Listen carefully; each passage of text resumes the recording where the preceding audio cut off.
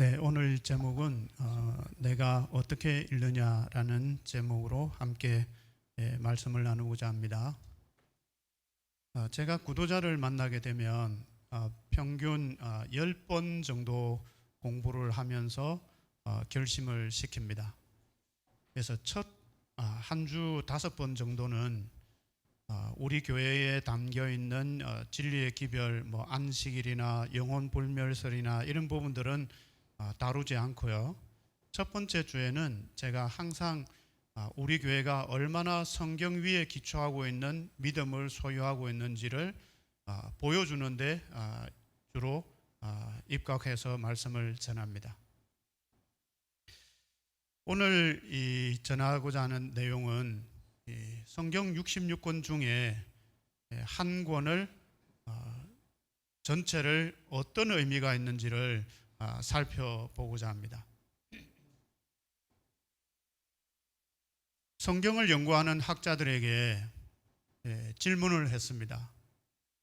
그 66권 중에 특별히 한 권만 연구해야 되고 깨달아야 될 필요성이 있다면 신학자들은 어떤 책을 연구하고 싶으십니까? 하고 물어봤어요. 그러자 대다수의 신학자들이 나는 로마서를 잘 이해하고 깨닫고 싶다. 그렇게 답변을 했습니다. 로마서는 1장부터 16장까지 있기 때문에 제가 이 시간에 1장부터 16장까지를 다 다룰 수는 없어서 로마서를 아주 함축해서 우리에게 전달해주는 책이 한 권 있는데 그 책이 바로 갈라디아서라는 책입니다. 이제 이 갈라디아서는 1장부터 6장까지 있는데요. 이 갈라디아서는 어떤 내용을 담고 있는지 이제 잠깐 서론으로 좀 설명을 드린다면, 갈라디아서는 바울의 편지에 해당됩니다. 편지서에 해당된다는 거예요. 편지를 쓸 때에는 항상 목적이 있습니다. 편지 쓸 때요. 혹시 여기 결혼하신 분 중에 연애 편지 써보고 서로 주고받았던 분 계십니까? 네, 연애 편지 주고받으실 때 편지를 어떻게 쓰나요? 저는 그 집사람과 연애할 때 제가 잠깐 대전이라는 곳에 가서 살던 때가 있었는데, 집사람이 부산에서 저에게 연애 편지를 서로 주고받고 몇 번 했습니다. 그러면 제가 이제 집사람이 저를 계속 생각하도록 저도 답장의 편지를 쓰는데, 제가 편지를 이렇게 쓰는 거죠. 하늘의 별들이 반짝이고 그 반짝이는 별빛 속에 당신의 얼굴이 떠오릅니다. 하고, 어때요? 잘 쓴 것 같아요? 여자 성도님들? 네. 근데 제가 그 편지를 쓸 때 인사말로 구구절절히 어디에서 인용을 했던 좋은 구절을 다 따가지고 아무리 글을 잘 적는다 하더라도 진짜 제가 애인인 여자친구에게 편지를 쓰는 제일 큰 목적은 뭘까요? 그러니까 내 마음을 전하는데 내 마음에 어떤 마음을요? 두 장, 한 장은 너무 좀 작으니까 2장 정도는 해야 되잖아요. 그 2장의 내용 속에 제일 첫 번째 핵심 내용은 나는 당신을 사랑합니다. 이거예요. 근데 나는 당신을 사랑합니다만 쓰면 좀 그렇잖아요. 그래서 하늘의 별들이 반짝이고 이런 단어들을 첨가하는 거죠. 그리고 두 번째는 뭘까요? 우리가 이렇게 멀리 떨어져 있는데, 이렇게 떨어져 있다 보니까 나는 당신이 너무도 보고 싶다, 이거예요. 나는 당신을 사랑합니다. 그리고 보고 싶습니다. 이게 목적이에요. 근데 만약에 제 편지를 받은 그 여자친구가 제 편지의 첫 서론의 문장이 너무 좋아가지고 일부러 밖에 밤에 나가서 자기 얼굴이 어느 별에 비춰질지 이렇게 찾아보거나 이러면은 편지의 핵심을 놓치는 거죠. 성경을 읽을 때도 이렇다 이 말입니다. 사도 바울이 갈라디아 교회의 교인들에게 편지를 써서 보냈는데, 우리가 그리스도인으로서 성경을 통독할 때 갈라디아서는 짧은 책으로 되어 있기 때문에 1년에 한 번 통독하는 것을 목적으로 친다 하더라도 항상 읽는 성경책이에요. 그죠? 그러니까 평균 아무리 못해도 20번, 30번 정도는 갈라디아서를 다 읽었다 하는 거죠. 그런데 갈라디아서는 무슨 내용이 기록되어 있죠? 이러면 모른다는 겁니다.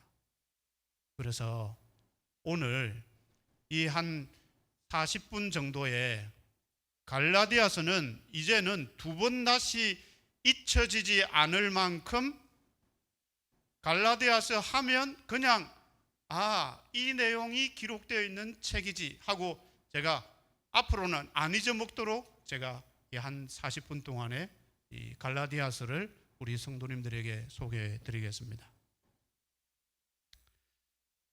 내용이 이제 무엇이냐 하는 거죠. 지금 우리 성도님들 성경책 다 가지고 계시죠? 이제 갈라디아서 1장만 우리 전도사님께서 제가 화면에 띄운 내용을 보고 그대로 6장까지 다 이렇게 할 수는 없고 1장만 이제 쭉 읽을 때 우리 성도님들도 눈으로 같이 읽어 나가시기 바랍니다. 네, 전도사님 읽어 주십시오. 사람들에게서 난 것도 아니요 사람으로 말미암은 것도 아니요 오직 예수 그리스도와 및 죽은 자 가운데서 그리스도를 살리신 하나님 아버지로 말미암아 사도된 바울은 함께 있는 모든 형제로 더불어 갈라디아 여러 교회들에게 우리 하나님 아버지와 주 예수 그리스도를 쫓아 은혜와 평강이 있기를 원하노라. 그리스도께서 하나님 곧 우리 아버지의 뜻을 따라 이 악한 세대에서 우리를 건지시려고 우리 죄를 위하여 자기 몸을 들이셨으니 영광이 저에게 세세토록 있을지어다. 아멘. 그리스도의 은혜로 너희를 부르신 이를 이같이 속히 떠나 다른 복음 쫓는 것을 내가 이상히 여기노라. 다른 복음은 없나니 다만 어떤 사람들이 너희를 요란케 하여 그리스도의 복음을 변하려 함이라. 그러나 우리나 혹 하늘로부터 온 천사라도 우리가 너희에게 전한 복음 외에 다른 복음을 전하면 저주를 받을지어다. 우리가 전에 말하였거니와 내가 지금 다시 말하노니 만일 누구든지 너희의 받는 것 외에 다른 복음을 전하면 저주를 받을지어다. 이제 내가 사람들에게 좋게 하랴 하나님께 좋게 하랴 사람들에게 기쁨을 구하랴 내가 지금까지 사람의 기쁨을 구하는 것이었다면 그리스도의 종이 아니니라. 형제들아 내가 너희에게 알게 하노니 내가 전한 복음이 사람의 뜻을 따라 된 것이 아니라 이는 내가 사람들에게서 받은 것도 아니요 배운 것도 아니요 오직 예수 그리스도의 계시로 말미암은 것이라. 내가 이전에 유대교회에 있을 때에 행한 일을 너희가 들었거니와 하나님의 교회를 심히 핍박하여 잔해하고 내가 내 동족 중 여러 연갑자보다 유대교를 지나치게 믿어 내 조상의 유전에 대하여 더욱 열심이었으나 그러나 내 어머니의 태로부터 나를 택정하시고 은혜로 나를 부르시니가 그 아들을 이방에 전하기 위하여 그를 내 속에 나타내시기를 기뻐하실 때에 내가 곧 혈육과 의논하지 아니하고 또 나보다 더 먼저 사도된 자들을 만나려고 예루살렘으로 가지 아니하고 오직 아라비아로 갔다가 다시 다메섹으로 돌아갔노라. 그 후 3년 만에 내가 게바로 신방하려고 예루살렘에 올라가서 저와 함께 15일을 유할세 주의 형제 야고보 외에 다른 사도들을 보지 못하였노라. 보라 내가 너희에게 쓴 것은 하나님 앞에서 거짓말이 아니노라.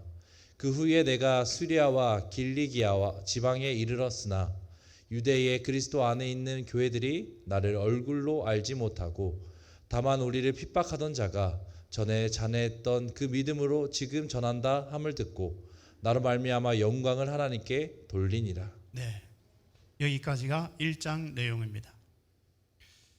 1장 내용을 보면 사도 바울이 갈라디아에 왜 편지를 썼는지 이유가 나와 있습니다. 사도 바울이 전도 여행의 1차, 2차, 3차 여행 속에 갈라디아에 가서 그가 깨달았던 복음을 전하고 또 다른 장소로 이동을 하게 되었어요. 그렇게 이동을 해서 복음을 전하고 있는데 갈라디아에서 사람이 와서 갈라디아 교회에서 있던 현상을 사도 바울에게 와서 이야기를 하는데 큰일이 났다는 것입니다. 그래서 내용을 들어보니 심각하여 내가 할 수만 있으면 갈라디아에 직접 가서 이야기하고 싶은데 지금 현재 있는 이곳에서 갈 수는 없으니 할 수 없이 인편으로 이 편지를 작성해서 보내게 된 거예요. 자, 사도 바울이 자기가 전했던 그 복음을 전하고 떠나왔는데 떠나온 그 교회가 사도 바울이 원래 전했던 복음을 믿는 것이 아니라 다른 복음을 쫓아가는 일이 벌어졌다는 거예요. 그래서 사도 바울이 편지를 쓴 거예요. 그러면 사도 바울 입장에서 갈라디아 교회에 편지를 쓸 때 두 가지를 분명히 전달해야 됩니다. 첫 번째, 뭘 전달할까요? 우리 성도님들이 사도 바울 입장이라면 무슨 내용을 편지에 써서 보낼까요? 제가 제 아내 되는 여자친구에게 편지를 쓸 때 나는 당신을 사랑합니다. 멀리 떨어져 있어서 당신이 너무 보고 싶습니다. 이게 목적을 뚜렷하게 이야기하는 것처럼 사도 바울이 갈라디아 교인들에게 편지를 썼는데 두 가지를 분명히 기록한 거예요. 첫 번째, 자기가 갈라디아 교회에 가서 전했던 그 전한 복음, 그것을 다시 한번 뭐 해야 될까요? 내가 원래 너희들에게 전했던 복음은 이것이다 하고 한 번 더 알려주고, 두 번째 뭘 해야 될까요? 지금 너희들이 따라가고 있는 그 다른 복음이 어떤 것인지 실체를 알려줘야 되는 거죠. 그래서 진짜 그렇게 기록되어 있는지 우리가 1장을 통해서 확인했는데 오늘 이 시간이 지나고 나서 꼭 개인적으로 갈라디아서를 읽으면서 제가 지금 중요하게 요점으로 정리해 주는 부분을 꼭 기억하셨다가 성경책에 잘 기록해 놓으시기 바랍니다. 자, 첫 번째로 다른 복음은 1장 6절에 보면 이 사람들은 떠난 사람들이다 하는 거예요. 어디서요? 어디서 떠났다는 거예요? 전한 복음에서 동행하고 있어야 되는데 떠났다는 거예요. 제가 시간이 5번밖에 없기 때문에 제가 늘 10번째까지 가르치는 내용을 다 알려드릴 수는 없겠지만 아주 중요한 포인트 하나만 알려드리겠습니다. 성경 66권을 딱 세 단어로 구분해서 함축해서 꿰뚫어 볼 수 있는 것이 있는데, 성경은 첫 번째로 하나님과 동행하면 행복하고, 두 번째로 죄를 지어서 그분을 떠나면 불행해지고, 불행해져 있는 그 상태에 있는 사람들이 회개하고 다시 돌아가면 행복하고, 돌아가지 않고 머물러 있으면 심판을 받는다. 이게 성경 66권 전체의 이야기예요. 그래서 누군가가 동행을 하다가 떠난다 이러면 벌써 안 좋은 이야기예요. 그래서 다른 복음은 우리와 동행하고 있다가 떠난 사람들이다, 그 이야기를 하는 겁니다. 자, 두 번째로 다른 복음은 원래부터 있었어요? 없었어요? 다른 복음은 없어요. 7절에 있는 말씀입니다. 없던 것을 있는 것처럼 하려고 하다 보니까 어떻게 해야 됩니까? 그 전한 복음을 살짝 변질시켰다 이 말입니다. 이 7절에 그 말이 같이 나옵니다.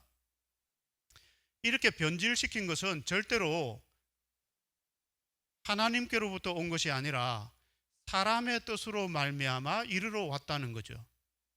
11절입니다. 이렇게 사람의 뜻으로 만들어지다 보니까 성경의 진리대로 성경 말씀대로 믿는 신앙을 하는 것이 아니라 조상의 전통으로부터 내려왔다는 거예요. 우리는 성경대로 믿어야 되는데 이 사람들은 조상의 전통대로 믿고 살아가더라는 겁니다. 이렇게 믿는 것은 세상의 초등학문에서 벗어나지 못한다 하는 것입니다. 이런 사람들은 곧 거짓 형제들이고 그들은 끊임없이 율법의 행위를 의존하면서 자기 스스로 구원을 얻는 일을 만들려고 온갖 일을 벌입니다. 이런 사람들은 진리의 길을 걸어가는 사람들을 어지럽게 하는 사람들이고 그렇게 하는 사람들은 절대로 하나님을 알 수 없습니다. 하나님을 알지 못하다 보니까 결국 스스로 노력하는 육체의 열매를 맺게 되고 육체의 열매를 많이 맺으면 많이 맺을수록 육체만 자랑하며 살게 됩니다. 이렇게 살아가는 사람은 그리스도에게서 끊어지고 그리고 하나님께로부터 오는 그 은혜에서 떨어진 자가 된다는 것입니다. 이렇게 살게 되면 결국 하나님께로부터 오는 유업을 얻지 못하고 복음을 통하여 자유롭게 되는 그 신분을 얻지 못하고 여전히 종의 신분에 머물러 있다는 거죠. 결국 이 사람들은 심판을 당할 수밖에 없다. 이 내용이 갈라디아서 1장부터 6장까지를 읽어보면 쭉 흘러나오는 다른 복음을 쫓아가면 이렇게 될 것이다 하고 핵심적으로 알려줍니다. 그러면 두 번째로 사도 바울이 갈라디아서를 통해서 그들에게 원래 전했던 전한 복음은 무엇인가? 다른 복음은 사람의 뜻으로 말미암았지만 전한 복음은 하나님의 계시로 말미암아 주어졌다 하는 것입니다. 예수 그리스도의 계시의 핵심은 아들에 관한 것이고 이 아들을 믿는 믿음이 진짜 진리다 하는 것입니다. 이 진리를 믿게 되면 저주에서 벗어나서 복을 얻게 되고 이렇게 복을 얻게 된 것은 예수 그리스도를 통하여 속량함을 받았기 때문에 우리가 복을 얻는 존재가 되었다는 것입니다. 그러므로 이 속량함에 이르게 되는 것을 우리가 뭐 해야 된다? 믿어야 한다고 말하고 있는 것입니다. 그러면 이렇게 믿는 사람은 어떤 행동으로 먼저 실천하느냐?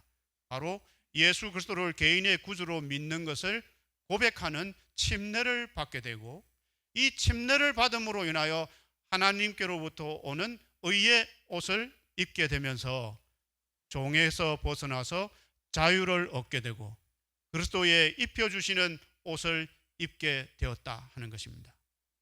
이런 삶을 살게 되면 하나님을 알게 되고 하나님을 알아간다는 것은 예수 그리스도의 형상이 내 속에서 이루어진다는 것이고 이렇게 살아가는 것은 바로 성령을 따라 살아가는 사람의 모습이라는 겁니다.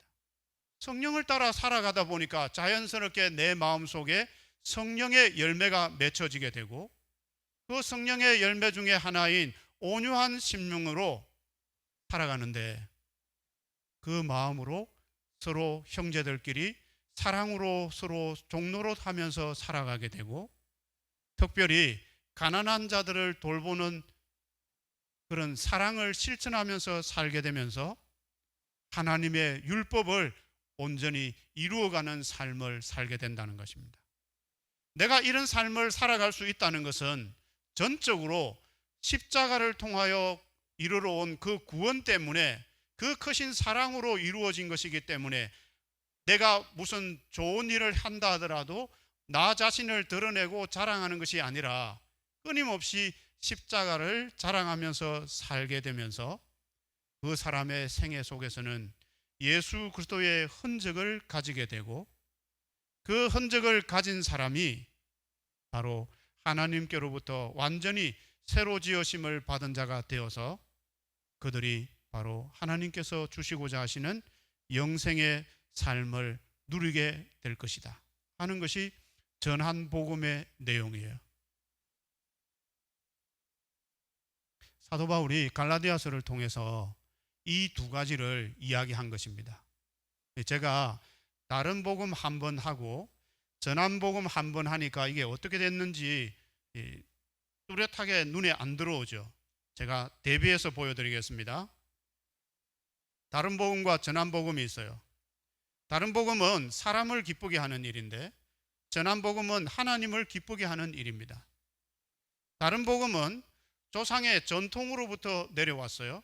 그러나 전한 복음은 예수 그리스도의 계시로 말미암아 왔습니다.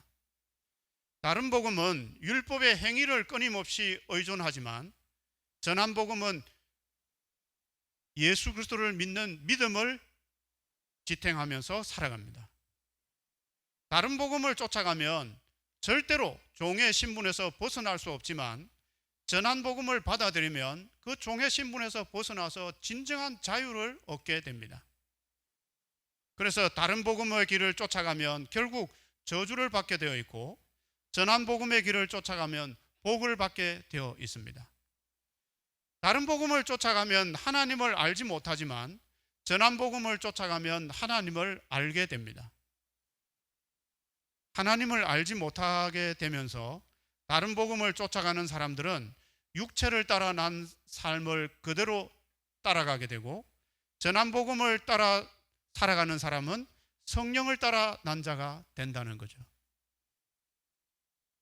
다른 복음을 쫓아가면 육체의 열매를 맺게 되지만, 전한 복음을 쫓아가면 성령의 열매를 맺게 되고, 다른 복음을 쫓아가면 결국 자기 자신을 드러내는 육체를 자랑하지만, 전한 복음을 쫓아가면 십자가를 자랑하게 된다는 것입니다. 결국 다른 복음을 쫓아가면 유업을 얻지 못하지만, 전한 복음을 쫓아가면 유업을 이을 자가 된다는 거죠. 그래서 사도 바울이 갈라디아 교인들에게 다른 복음을 쫓아가는 그 사람들은 거짓 형제들이고, 그들은 진리에서 벗어나서 바로 행하지 않을 뿐만 아니라 온갖 일을 행하는 아주 복음에서 벗어난 사람이라고 말하는 것입니다. 전한 복음을 쫓아가는 우리는 예수 그리스도를 통하여 우리의 모든 빚을, 죄를 속죄해주는 그 속량함을 통하여 우리가 새로 지으심을 받은 존재가 되었고, 새로 지으심을 받은 우리가 하나님의 아들이 되는 신분을 얻게 됩니다. 이런 큰 기쁨을 누리는 삶을 사는 사람들은 사랑으로 서로 종노릇하면서 그리스도의 법을 성취하고 예수 그리스도의 형상을 이루면서 살아가게 된다는 거죠. 이런 삶이 바로 하나님께 영광 돌리는 삶이다 하는 것입니다. 그래서 결국 다른 복음을 쫓아가면 썩어진 것을 거두게 되고, 전한 복음을 쫓아가면 영생을 얻게 된다 이것입니다. 이 내용이 갈라디아서를 1장부터 6장까지를 다 읽고 나면 가장 핵심되는 단어의 내용을 서로 대비하면서 보여주는 내용을 정리한 것입니다. 제가 첫날에 그랬나요? 둘째 날에 그랬는지 기억이 안 나는데요. 성경을 읽을 때 나는 성경을 몇 번 읽었다. 나는 올해 성경을 2번 읽었다, 3번 읽었다. 이거는 아무런 의미가 없습니다. 한 번에 한 장을 읽더라도 그 장의 의미를 읽는 것이 알고 읽어 나가는 것이 중요하지. 1년에 한 번 통독하려고 하니까 1장부터 3장까지 하루에 3장씩은 읽어야 되니 그냥 1장에서 3장까지 읽고 그 다음 날 4장부터 6장까지 읽고 이렇게 읽어 나가면 이런 의미를 절대로 깨달을 수가 없어요. 올 한 해 막 갈라디아서만 나는 하겠다. 그래서 갈라디아서만 막 360번을 읽더라도 이 내용의 의미를 알면서 읽는 것이 중요하다 하는 것입니다. 그래서 성경을 읽으실 때 우리 성도님들에게 한 가지 힌트를 드린다면, 성경을 이해하는데 제일 좋은 공부법은 국어 공부하듯이 공부하는 게 제일 좋습니다. 국어 공부하듯이. 국어 공부 잘하는 사람은 뭘 잘할까요? 네? 뭘 잘할까요? 독후가. 네. 일단 단락을 잘 나누어야 됩니다. 그리고 요점 정리를 잘해야 돼요. 그리고 핵심 단어가 무엇인지 캐치해내야 돼요. 성경에 물론 1장부터 6장의 모든 내용이 다 의미가 담겨 있지만, 과연 사도 바울이 갈라디아 교인들에게 이 편지를 쓰면서 진짜 하고 싶은 말이 무엇일까? 그냥 서로 무난하라 이런 내용이 정말 중요한 의미가 아니고, 하고 싶은 진짜 핵심이 무엇인지를 찾아내어서 읽을 줄 아는 것이 중요하다는 겁니다. 네.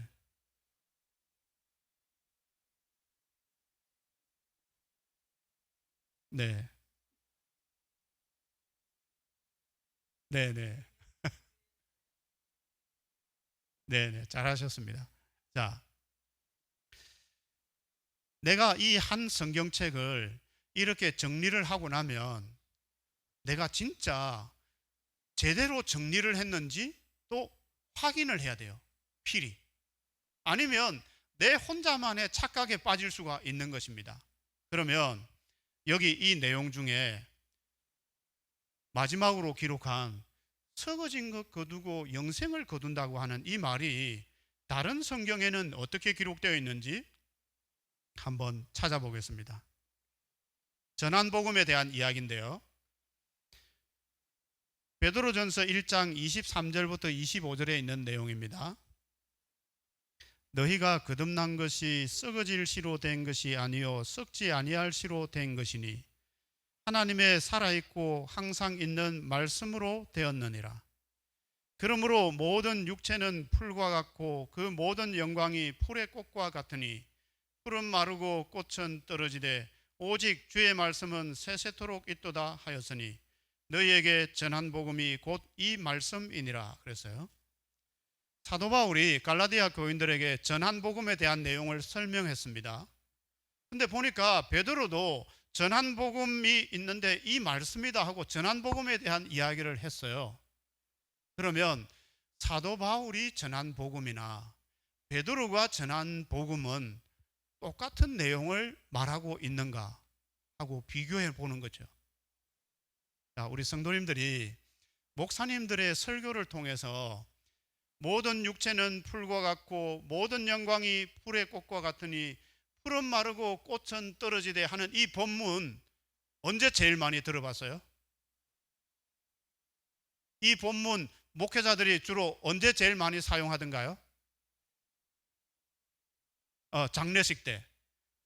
인생의 덧없음과 썩어질 것에 대한 것을 이야기하는 거죠.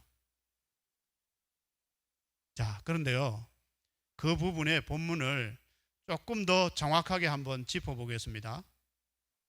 한 가지 주제예요. 너희가 거듭난 것이, 지금 새로 지으심을 받은 자와 같은 표현입니다.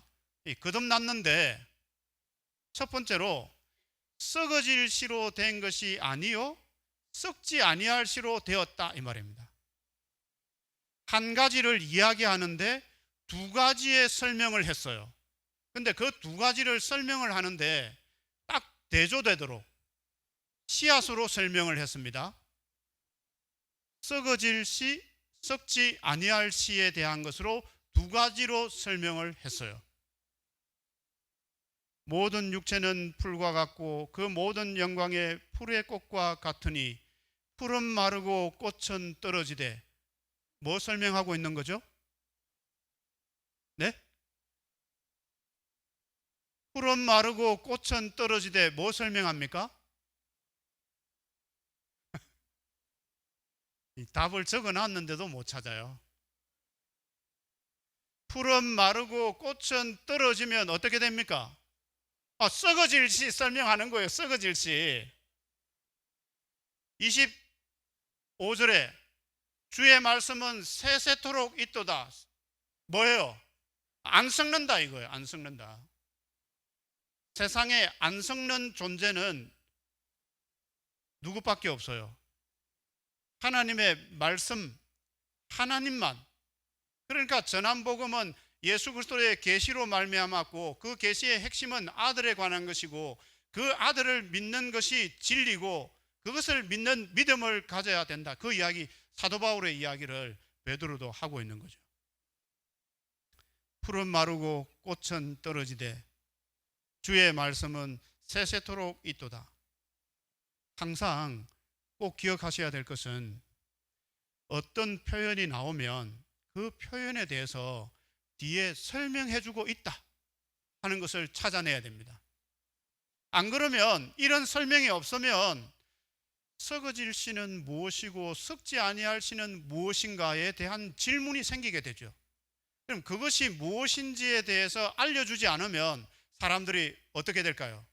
자기 맘대로 그냥 갖다 붙이는 겁니다. 그러지 말라는 거죠. 자, 그러면 이와 같은 부분을 연초가 되면 목회자들이 제일 많이 설교하는 본문 중에 하나가 바로 시편 1편인데요.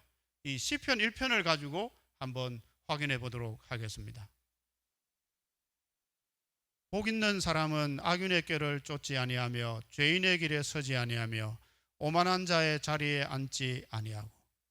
여기 보니까요, 복 있는 사람에 대해 설명을 하고 있어요. 근데 여기에 보면 두 사람에 대한 이야기를 합니다. 하나는 죄인의 길에 서지 아니하며 오만한 자의 자리에 앉지 아니하고, 4절에 악인은 그렇지 않으며 오직 바람에 나는 겨와 같도다.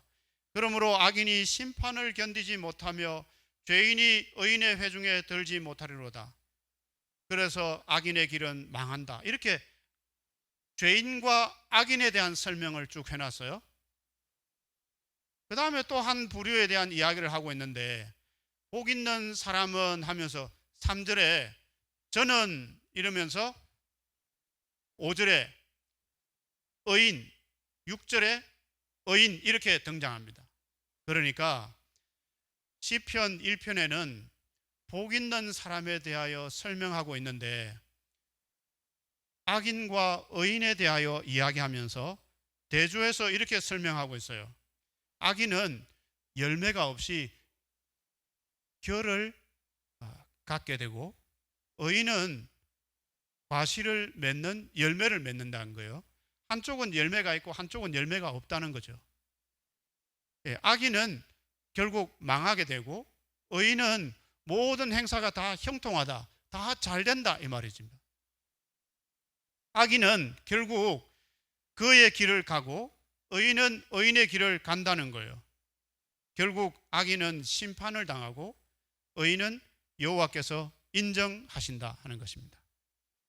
성도 여러분, 우리 모두는 절대로 죄인의 길, 악인의 길을 가고 싶지 않습니다. 그리고 우리 모두는 의인의 길, 열매를 맺고 하는 일이 잘 되고 하나님께서 인정해 주는 삶의 길을 가기를 원해요. 그러면 어떤 사람이 악인의 길을 가지 않고 의인의 길을 가게 될까요? 그 내용의 핵심이 1장 안에 있습니다. 뭘까요?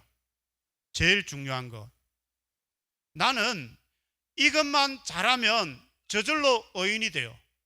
근데 내가 이것을 등한히 하면 나는 저절로 죄인이 돼버려요. 제일 중요한 것 뭘까요? 그것은 바로 여호와의 율법을 즐거워하며 그 율법을 주야로 묵상하면 의인의 길로 가게 된다는 거예요. 근데 내가 성경 연구를 게을리 하고 성경 말씀을 제대로 읽지 않고 그냥 소설책 읽듯이 하루에 3장 읽는 의무감으로 그냥 읽어 나가면 절대로 열매를 맺을 수 없다는 거죠. 그래서 어떤 성경책을 읽을 때 그 본문이 정확하게 무엇을 이야기하고 싶어 하는지를 찾아내면서 읽는 습관이 중요하다 하겠습니다. 제가 다시 한번 말씀드립니다. 우리 성도님들이 개인적으로 성경을 연구할 때 그 한 본문을 그냥 한번 읽고 지나가지 말고 계속 그 말이 의미가 무엇인지를 생각해 보라는 거예요. 제가 거짓말하는 자에 대한 것을 설명할 때 하나님과 사귐이 있다고 어두움 가운데 행하면 저는 거짓말하는 자요 이랬으면 어두움 가운데 있다는 것이 무슨 말인가 하고 본문 속에서 답을 찾아야 돼요. 그러면 그 요한 1서 본문 속에 어두움이라는 것은 내가 하나님을 사랑한다면서 형제를 미워하는 것이 곧 어두움에 속한 것이다 하는 것이 뒤에 해석이 돼 나와요. 그런데 그런 해석을 무시하고 어두움 가운데 행한다는 것은 내 생각에는 이렇다고 생각해. 너는 어떻게 생각해? 우리는 말씀 묵상 서로 나누면서 그렇게 보내고 있다 이 말입니다. 그러지 말라는 거예요. 두 번째로 중요한 포인트는 핵심을 정확하게 파악하면서 읽는 습관을 길러라 하는 것이고, 세 번째로 그 단어가 어떤 의미를 내포하고 있는지를 잘 비교해 보라는 것입니다. 그렇게 하면 결국은 성경을 기록한 저자가 이 길을 가는 것이 선한 길이고 저 길을 가면 악한 길이다 하고 딱 2가지로만 설명해 놨어요. 성경을 기록한 저자가 아주 괘씸한 심보로 너희들이 내가 깨달은 이 진리를 너희들도 좀 오랫동안 연구해야만 깨달을 수 있도록 교묘하게 여러 길을 만들어 놓고 헤매도록 해놓지 않았습니다. 내가 제정신을 차리고 정말 핵심을 깊이 있게 보면서 성경을 읽으면 딱 2가지, 이 길을 가게 되면 복을 받고 저 길을 가게 되면 저주를 받는다 하고 분명히 알려놨습니다. 아까 갈라디아서 1장에 사도 바울이 다른 복음을 쫓아가는 사람에게 2번이나 아주 강력하게 이야기하는 게 있는데 그게 뭐냐면요, 다른 복음을 쫓아가면 저주를 받는다 이 이야기를 합니다. 어느 정도로 확신을 가지면 이런 이야기를 할까요? 우리가 어떤 구도자를 만났는데 공부를 하면서 그 사람에게 그렇게 계속 살면 저주받습니다 이런 이야기 쉽게 할 수 있어요? 못합니다. 근데 사도 바울은 우리가 정확하게 전한 복음의 길로 올 수 있도록 지금 가는 그 길이 얼마나 나쁜 길인가를 명확하게 딱 결정지어서 우리에게 알려주는 거죠. 그래서 성경을 펼쳐서 읽을 때 오늘 어떤 분이 저에게 성령을 간구하는 기도문을 하나 좀 작성해서 주시면 좋겠습니다 해서 하는 그 카톡을 받게 되었는데요. 정말 중요한 것은 이렇게 성경의 본문을 보면서 우리가 내 스스로 잘못된 길에 빠지지 않도록 성령의 지도하심을 구하면서 성경을 보게 되면 그 본문의 의미를 정말 올바르게 깨달을 수 있게 될 것입니다. 제가 어제 이 퀴즈 한번 낸다고 했죠? 한번 찾아보셨습니까? 집에 가서 찾아보신 분, 이 그림이 성경 원래의 본문과는 좀 다르게 그려져 있다 하고 말씀드렸는데 찾아보신 분? 네, 뭡니까 장로님? 못 찾았어요? 네. 네네. 제가 원하는 답이 아니에요. 명확하게 성경에 기록되어 있는 본문과 다르게 분명하게 된 게 하나 있습니다. 자, 그러면 오늘 하루 더 시간 드리겠습니다. 이 가늠한 여인에 대한 내용을 기록한 본문을 내일 설교 예배 때 제가 시간이 주어지면 퀴즈를 낼 테니까 맨 먼저 맞추는 분에게 제가 선물을 하나 드리도록 하겠습니다. 꼭 찾아오시기 바랍니다. 자, 오늘 갈라디아서 그리고 베드로의 전한 복음 그리고 시편 1편을 통해서 너희는 성경을 어떻게 읽느냐라는 제목인데 우리가 성경을 어떻게 읽어야 되는 것인지 그래야 한 번을 읽더라도 그 책의 의미를 정확하게 알면서 읽을 수 있다는 것을 전해드리려고 오늘 갈라디아서를 한 책을 정해서 설명해 드렸습니다.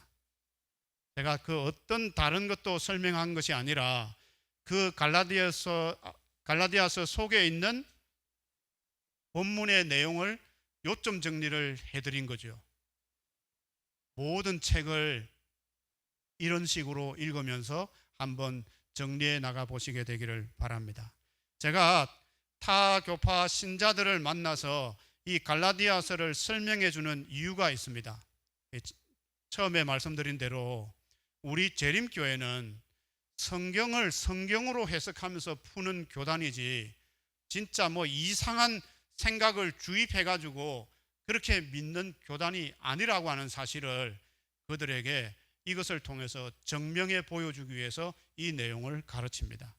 그래서 우리 성도님들도 앞으로 개인적으로 성경을 읽으실 때 오늘 들려진 이 내용을 잘 기억해서 적어도 갈라디아서만큼은 두 가지, 전한 복음, 다른 복음, 이 두 가지를 요점 정리하고 있다 하는 것을 잊지 말고 성경을 이렇게 다른 책들도 읽어 나가시게 되기를 바라면서 말씀을 마치겠습니다. 네, 기도하고 마치겠습니다.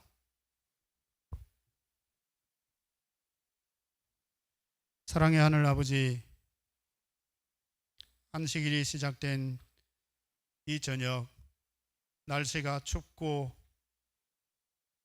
하루의 일과를 마치면 피곤한 삶에 그냥 평안히 집에 가서 쉼을 누리고자 하는 그 육체의 욕구를 다 물리치고 하나님의 성전에 찾아와 주의 말씀을 연구하고 우리의 마음을 담아 주님께 예배드린 주의 사랑하는 백성들을 기억해 주시옵고 이 시간 속에서 각자의 처소 속에서 함께 동행하는 주의 백성들이 말씀 안에서 복음의 진리를 온전히 이해하고 또 이 세상에 퍼져 있는 거짓된 가르침에 대하여 우리가 경각심을 가지며 살아가는 저희가 되도록 인도하여 주시옵소서. 하나님의 율법을 묵상하며 그것을 날마다 상고하며 살아가는 주의 백성들이 되어서 말씀 위에 기초하는 신앙으로 굳건히 서가는 우리 모두가 되도록 인도하여 주시옵기를 우리를 사랑하시는 예수 그리스도의 귀하신 성으로 간절히 기도드리옵나이다. 아멘.